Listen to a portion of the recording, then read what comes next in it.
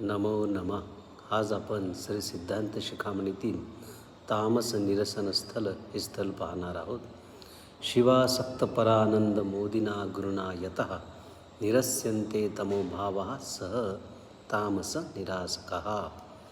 शिवामध्ये आसक्त असलेला, परमानंद प्राप्त करणारा, गुरुद्वारे उपदेश प्राप्त झालेला साधक तमोभावापासून निर्मुक्त होतो, त्याला तामस निरासक असे म्हणतात.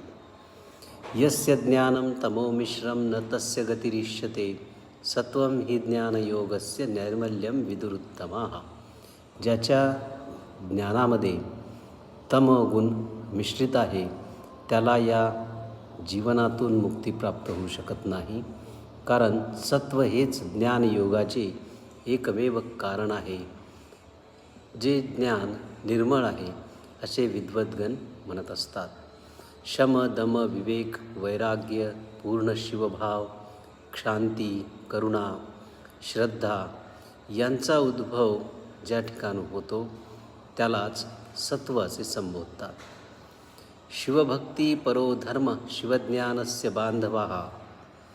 शिवभक्ती करणे हाच परधर्म आहे, परमधर्म आहे असे सांगत असताना आचार्य असे म्हणतात की शिवज्ञान प्राप्त करणेच यालाच सात्विकता असे संबोधलेले आहे. या सात्विकतेमुळेच साधकाच्या अंतरंगातील षडरिपूंचा नाश होतो किंवा तो षडरूपीवर विजय प्राप्त करू शकतो. जो सद्भक्त साधना करत असताना शिवद्वेष करतो, ज्याच्या ठिकाणी शिवभक्तांविषयी शिवाविषयी द्वेष असतो, तो अजूनही रजोगुणाने युक्त आहे असे समजावे. आणि जो साधक किंवा जो जीवमात्र सर्वांचाच द्वेष करतो, अहंकाराने युक्त असतो, त्याला तमोगुण अधिक असलेला किंवा तामस गुण संपन्न साधक असे संबोधले जाते. कारण तमोमूला हि संजाता रागद्वेषादिपादपः शिवज्ञान कुठारेन छेद्यन्ते हि निरंतरम.